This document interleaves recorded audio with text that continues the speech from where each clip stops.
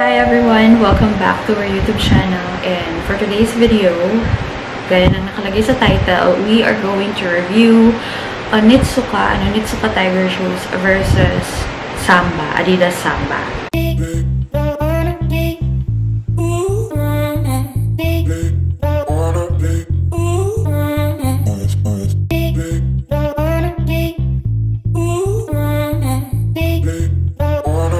So here are the shoes.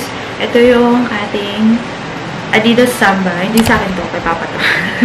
Ayan, so Adidas Samba. And this is the Onitsuka Tiger shoes. Ito naman sa akin to. So hindi ko na kinuha yung kay Papa. Ito yung EDR 78 Onitsuka Tiger shoes. Ayan. So if you wanted to know the pros and cons or comparison. So if you want to know the comparison, the review that I made about this, just keep on watching this video.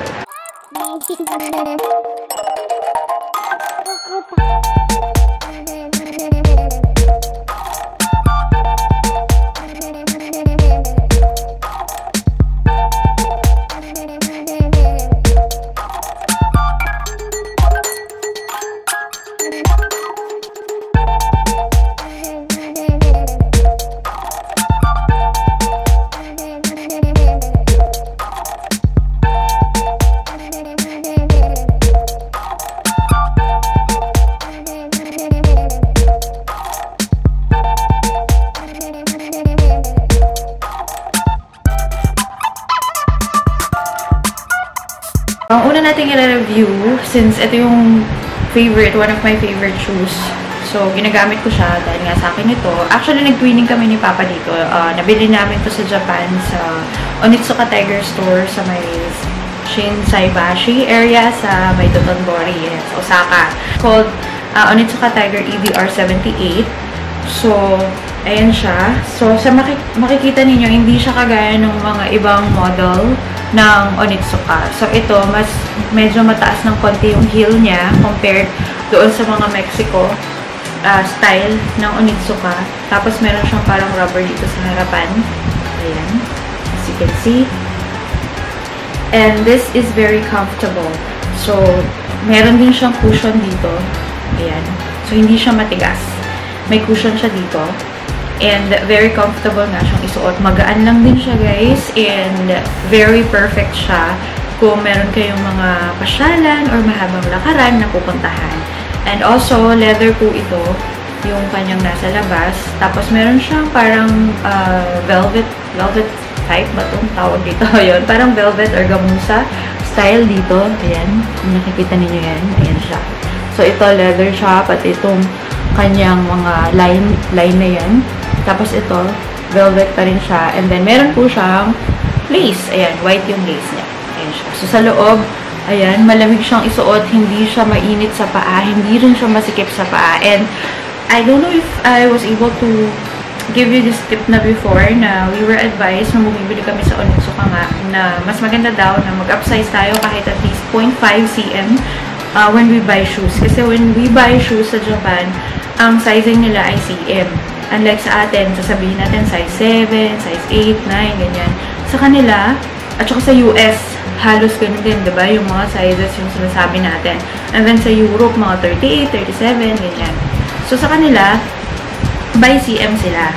So, ayan. Makikita nyo naman dito rin sa loob yung sizing. Ayan, dito siya. So, masarap siya sa paa, guys. If you haven't tried an Onitsuka shoes, I suggest you try na rin. I think any model or any style ng Onitsuka, masarap siya sa paa. Kasi yung mga anak ko, hindi naman din nagreklamo dun sa style ng mga sapatos nila eh. Also, as what I've mentioned earlier, so dahil mas makapal ng konti yung rubber niya compared doon sa Mexico 66 na shoes, so, ganyan siya. Meron pa rin siyang ganito dito sa ilalim. So, okay. Para ma-compare natin siya dun sa Mexico 66 na shoes, kukuha ako ng isa. Wait lang. Ito yung Mexico 66 na style. But this is a slip-on naman, kaya wala siyang lace. And it's made of canvas. Ayan. So, makikita rin nyo, canvas made siya.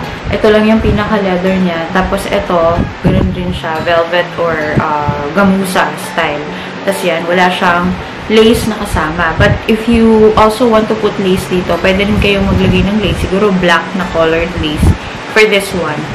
Kasi, yun lang. Hanggang dito lang naman kasi siya. Kasi slip-on talaga siya. So, it's meant to be worn na walang lace talaga. So, actually, kay Kuya Yale to. But, eventually, dahil size ko to, ako nagsukat nito nung binibili namin sa Japan. Kasi hindi namin siya sinama, nasa bahay sila nun. So, kasha ko na to. So, eventually, kapag lumaki pa yung paa ni Kuya Yale, sa akin ito mapupunta. So, hindi ko na kailangan bumili ng ganitong color. So, as what I mentioned earlier, so, ito yung Mexico 66. Ayan, makikita ninyo. So, compare natin siya dito sa ating EDR. Ayan.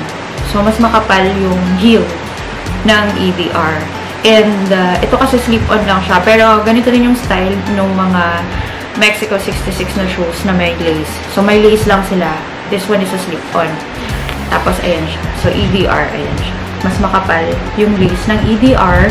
So, para sa akin, very comfortable talaga siya. Kasi, never akong nasakitan ng paa nito dito sa shoes na to.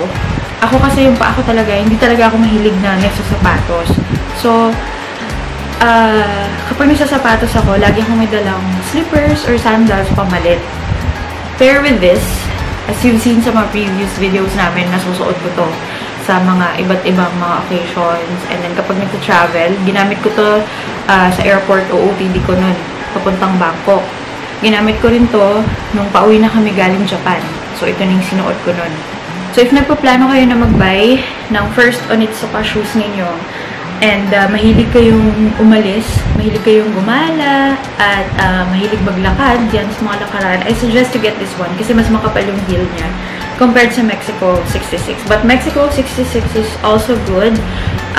Pwede siyang pang forma at least, diba? Pero kung hindi naman gaanong malayo yung lakaran ninyo, okay na to yung Mexico 66 na style ng shoes compared dito sa ano. Pero ako talaga, nagustuhan ko talaga to, grabe.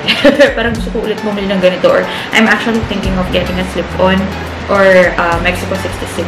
Kasi okay naman siya sa akin, hindi ko naman siya laging nagagamit since hindi naman ako umaalis ng malayuan, di ba? Parang pangubuti, di ko lang siya halos. Last Saturday, sinot ko siya during our yung mass offering namin kay Papa. So, ayun, parang dun ko lang naman siya ulit nasuot after ko siyang isuot sa Bangkok trip. Ayun. And then, syempre, since we're comparing Adidas Samba, so ito yung Adidas Samba ni Papa. I forgot what color is this. Basta red siya or parang maroon. Ayan. Wait, i-check natin sa Google, syempre. Dahil hindi nga ako sure kung ano yung model ng Adidas Samba ni Papa. So, kinuha ko yung tag doon sa box niya. So, Originals Men's Samba OG IF38 IF3813.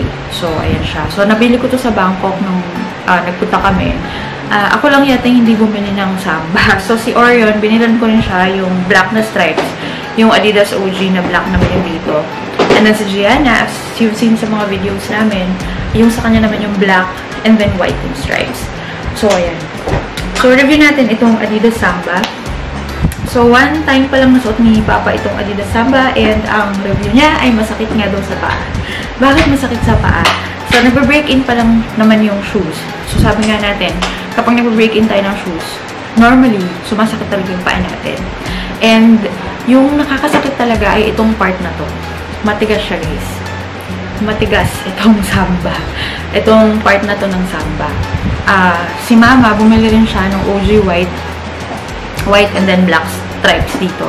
So, nasugat din yung paa niya nung first time niyang sinuot. At nasa Bangkok pa kami nung first time niyang sinuot. So, sabi niya, hindi naman na daw niya susuotin.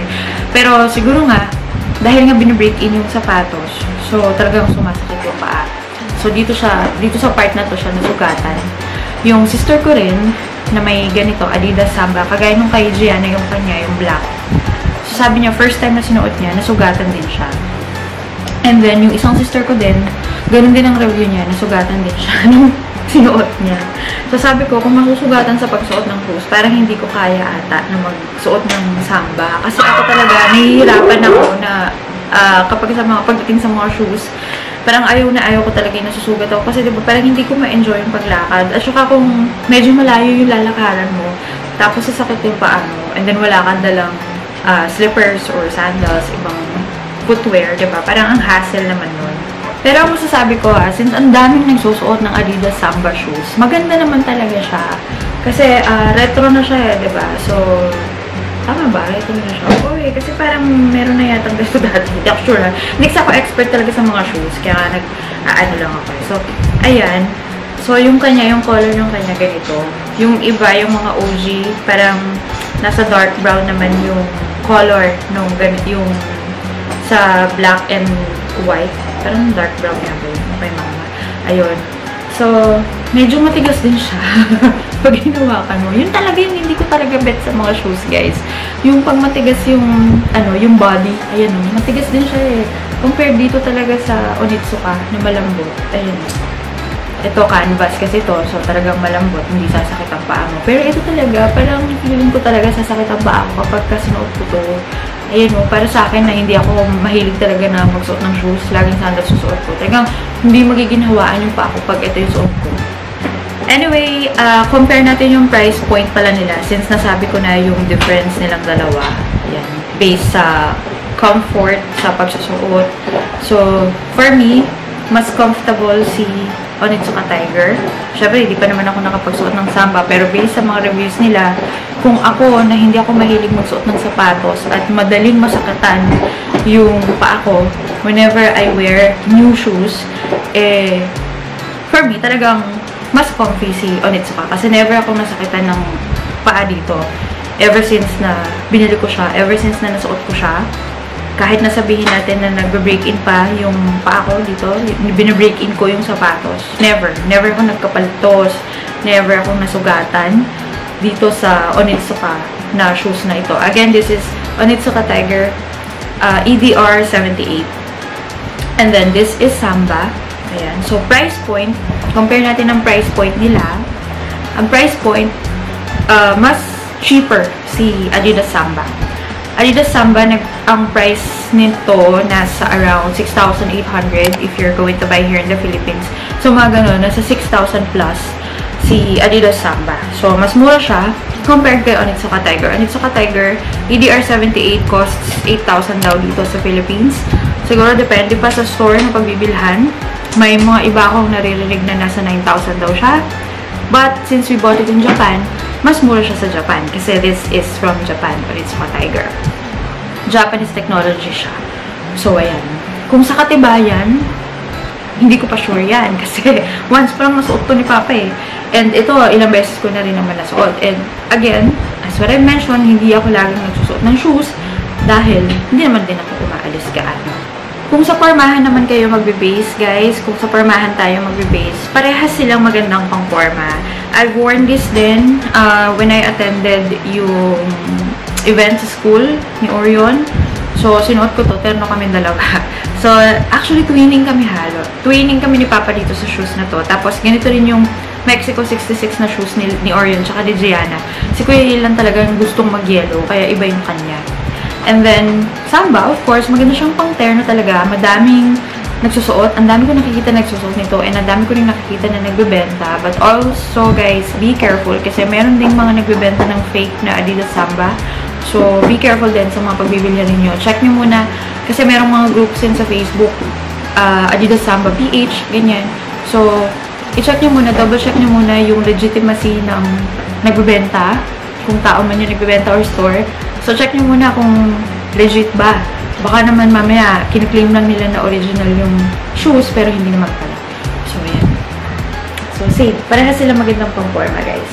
And guys, thank you so much for watching this video. And I hope medyo naliwanagan kayo sa differences ng Adidas Samba and Onitsuka Tiger based from what I've explained.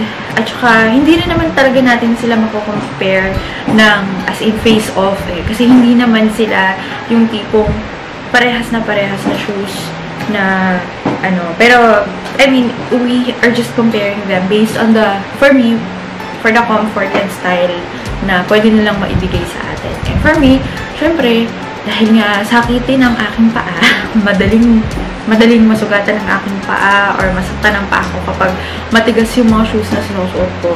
So, doon pa rin ako syempre kung saan ako mas comfortable, which is the Onitsuka Tiger.